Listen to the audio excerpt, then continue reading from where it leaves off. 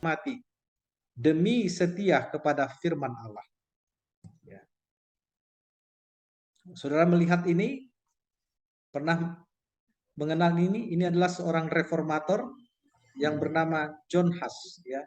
Dia memilih taat kepada Allah, ya, bahkan harus mengalami kematian sekalipun. Melalui rohnya menghadiri dan melihat apa yang dialami oleh derita orang-orang yang setia kepadanya. Inilah yang terjadi di masa lalu. Ya. Orang-orang yang setia dianiaya dan berjuta-juta mereka mati. Tetapi mereka tetap memilih untuk taat kepada Tuhannya. Meskipun dianiaya, disakiti, orang dewasa, istri, anak-anak, dianiaya dan menjadi tontonan permainan di stadium yang begitu besar. Tetapi mereka tetap memilih tidak merubah keputusan mereka. Mereka memilih untuk tetap setia kepada Yesus, Tuhan mereka.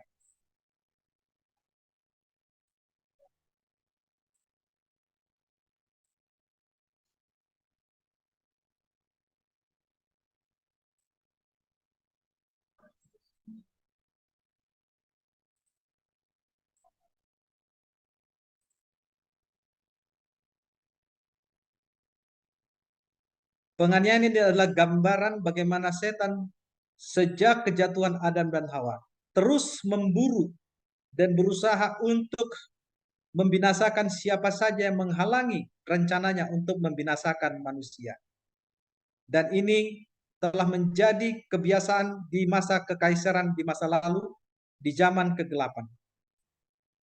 Barang siapa yang tidak tunduk dan tidak mau merubah keputusannya untuk taat kepada Kristus sebagai Tuhan mereka, maka aniaya dan kematianlah yang harus mereka alami. Tetapi mereka tetap setia meskipun nyawa harus mereka pertaruhkan.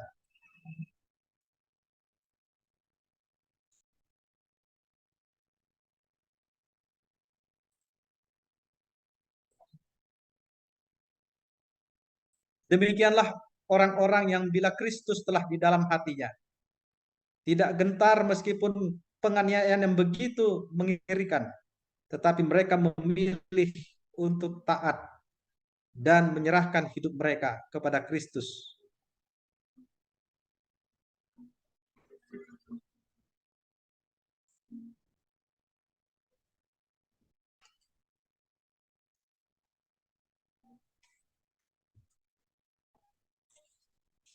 Demikianlah gambaran dari peristiwa di meterai yang kelima. Sekarang sebagai meterai yang terakhir di pasal ini, kita melihat ada dituliskan di sana, dibukakan tentang peristiwa gempa bumi. Ya. Ayat 12 sampai 13. Gempa bumi yang dahsyat dan matahari menjadi hitam dan bulan menjadi merah dan bintang-bintang di langit berjatuhan. Tanda-tanda alam itu sama dengan apa yang Yesus sudah amarkan di dalam Matius 24 dan 29 sebagai akhir kesukaran besar. Di abad pertengahan sebagai tanda yang mendahului kedatangan Yesus kedua kali. Matahari, bulan, dan bintang-bintang ataupun meteor. Juga langit di dalam ayat ini memiliki arti yang sesungguhnya. Penggunaan kata-kata seperti atau menyerupai menunjuk kepada sebuah gambaran peristiwa yang sebenarnya. Umat-umat Kristen di negara-negara barat menyadari penggenapan nubuatan ini. Ya. Dan sudah terjadi di masa lalu seperti gempa bumi Lisbon tahun 1755. Hari yang gelap tahun 1970 terjadi di New York, bagian timur Inggris Selatan. Lalu hujan meteor terjadi di atas Laut Atlantik tanggal 13 November tahun 1833. Artinya apa yang digambarkan dalam penglihatan ini sudah terjadi juga di masa-masa yang lalu. Sekarang ayat 15 dan 16. Dan raja-raja di bumi dan pembesar-pembesar bersembunyi ke dalam gua-gua dan celah-celah batu karang di gunung. Dan mereka berkata kepada gunung-gunung dan kepada batu-batu karang, runtuhlah menimpa kami. Gambaran yang sama terdapat dalam Wahyu 19 ayat 11 sampai 21. Peristiwa ketika orang jahat mengalami kepanikan, mencoba bersembunyi karena ketakutan akibat melihat berbagai peristiwa yang terjadi saat kedatangan Kristus. Itu adalah waktu hukuman bagi orang jahat dan waktu pemuliaan orang benar pada waktu kedatangan Yesus Kristus. Inilah gempa bumi menjelang kedatangan Yesus digambarkan seperti begini. Bahkan lebih besar dan lebih hebat daripada yang bisa digambarkan oleh manusia, oleh ilustrasi yang kita lihat di depan kita ini. Lalu ayat 17, sebab sudah tiba hari yang besar, murka mereka, dan siapakah yang dapat bertahan? Sebuah retorika dari orang jahat yang dipenuhi dengan ketakutan. Ini juga jawaban atas pertanyaan yang ada di Wahyu 7 ayat 4. Mereka yang sanggup bertahan pada hari itu adalah umat Allah yang telah dimeteraikan. Saudara lihat bagaimana gunung-gunung bisa tenggelam, pulau bisa bergeser. Inilah yang terjadi gempa menjelang kedatangan Yesus, yang dimana belum pernah terjadi gempa sejak dunia diciptakan. Tidak hanya pulau, gunung pun berpindah ketika gempa yang terbesar, yang sangat dahsyat itu menjelang kedatangan Yesus tiba. Sekarang, apa pelajaran makna yang perlu kita renungkan di dalam meterai yang keenam ini? Meterai keenam menggambarkan peristiwa-peristiwa sebelum dan saat kedatangan Yesus. Ya. Sebagai kesimpulan yang perlu kita renungkan, ya. Tuhan mengendalikan sejarah sejak kejatuhan Adam dan Hawa. Mereka harus diusir di Taman Eden. Saya perlu sampaikan sedikit. Taman Eden adalah tempat harusnya kita berada di sana. Tuhan tidak pernah merencanakan manusia mengalami penderitaan. Tuhan tidak pernah merencanakan manusia harus mengalami kematian. Tidak pernah Tuhan merencanakan itu. Tuhan merencanakan bahwa manusia itu untuk tinggal di Taman Eden selama-lamanya. Dan tidak ada dosa dan tidak mengalami penderitaan apalagi kematian. Tapi karena dosa tidak bisa tinggal bersama-sama dengan Allah. Jadi mereka harus keluar. Dan sekitar 6.000 tahun, ya, bila kita hitung seluruh Alkitab dengan silsilah, sekitar 6.000 tahun manusia itu harus berjalan mengembara dari generasi ke generasi, mengalami kesusahan, penderitaan, sakit penyakit, aniaya, bahkan sampai kematian.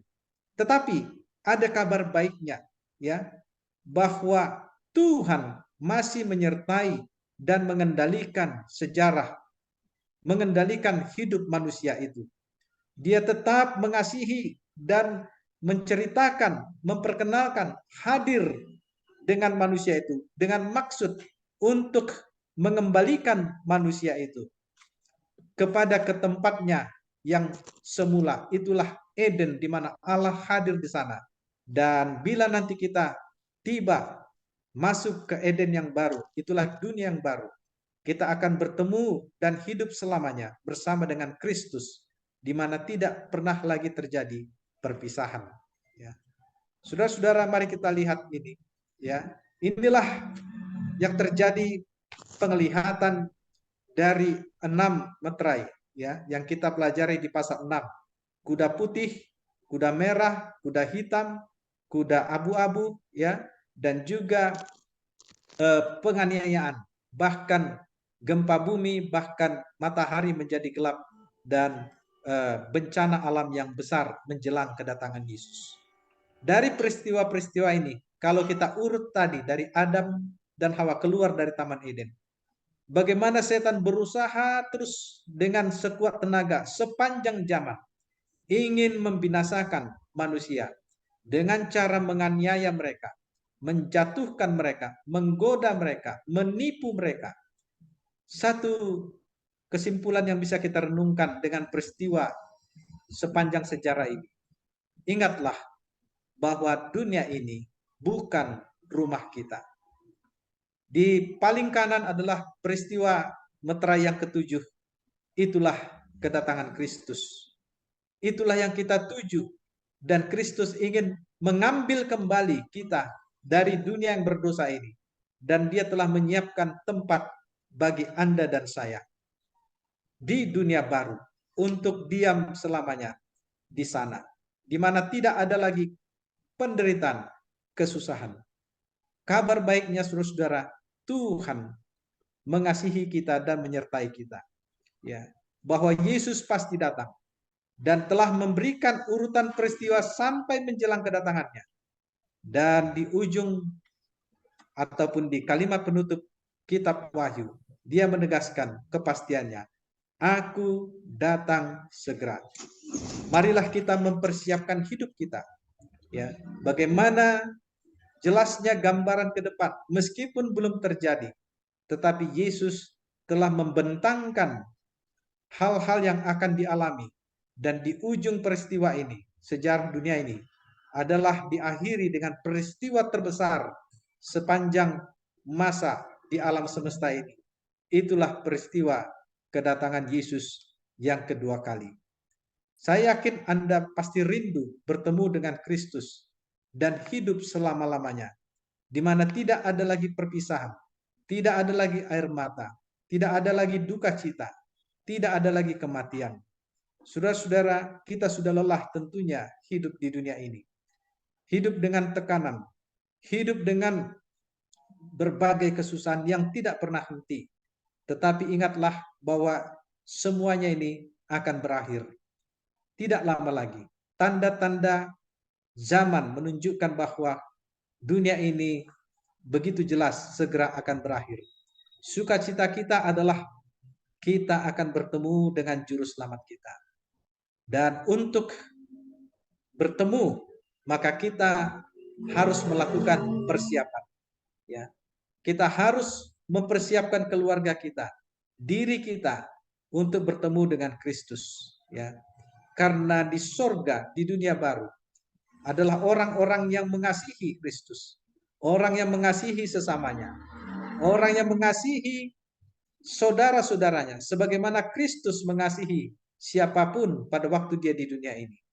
Jadi, sebelum kita ke surga, maka kita harus hidupkan teladan Kristus yang mengasihi sesamanya.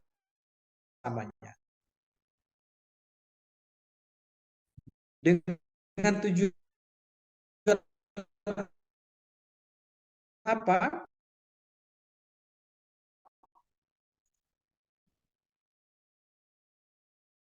Yang mau ke surga. Tidak ada orang yang mementingkan diri di sana. Orang-orang yang mau ke surga, yang setia kepada Tuhannya, seperti John Huss yang tadi, seperti orang-orang yang teraniaya berjuta-juta sepanjang sejarah abad ke-8. Mereka memilih mati, mereka memilih memperjuangkan sesamanya, memenangkan, meyakinkan mereka agar diselamatkan, meskipun taruhan resiko yang mereka tanggung harus hukuman, bahkan aniaya, bahkan sampai kematian. Orang-orang di surga adalah orang-orang yang mau berkorban untuk sesamanya, yang tidak mengingat dirinya, justru melupakan dirinya, tetapi justru mengingat orang lain. Karena mereka sadari bahwa dunia ini bukanlah tempat mereka. Mereka ingin mengajak orang lain, saudara-saudara yang lain, sebanyak-banyaknya untuk diselamatkan. Itulah sebabnya kita selalu melihat begitu banyak orang yang meski tidak terlihat menaruh perhatian dengan segenap hati mereka untuk memenangkan mereka, untuk mempersiapkan hidup mereka bertemu dengan Kristus. Ya. Inilah peristiwa yang kita tunggu-tunggu. Bukankah ini peristiwa yang sangat kita nantikan? Ya, peristiwa yang agung dan mulia. Ya, peristiwa yang tidak bisa dilukiskan dengan kata-kata. Manusia hanya bisa menggambarkan dengan gambar seperti ini. Tetapi kenyataan nanti yang tidak pernah dilihat oleh mata, tidak pernah dilihat oleh telinga, akan kita saksikan. Itulah kedatangan Kristus. Saudara lihat di sini bagaimana orang-orang yang mati dibangkitkan, ya, kuburan-kuburan di bawah sana terbuka dan orang-orang yang setia bangkit dan malaikat-malaikat menyambut mereka. Mereka yang telah berkorban, mereka yang telah teraniaya, mereka yang mati martir, disinilah mereka menerima upah mereka. Mereka yang telah meninggalkan harta mereka, meninggalkan uang mereka, meninggalkan segala yang mereka punya, demi untuk datang kesetiaan mereka kepada Kristus, dibangkitkan di tempat ini. Semua yang dimiliki adalah sementara di dunia ini. Mereka memilih untuk bertemu dengan Kristus. Inilah kehidupan, inilah harta yang terindah. Inilah harta yang tidak pernah lekang. Inilah harta yang mendatangkan sukacita selama-lamanya. Itulah pertemuan dengan Kristus dan hidup selamanya di surga hingga di dunia baru. Inilah pekabaran yang ingin saya sampaikan melalui keenam meterai dan peristiwa menjelang kedatangan Kristus, dan biarlah kita kiranya setia sampai akhir.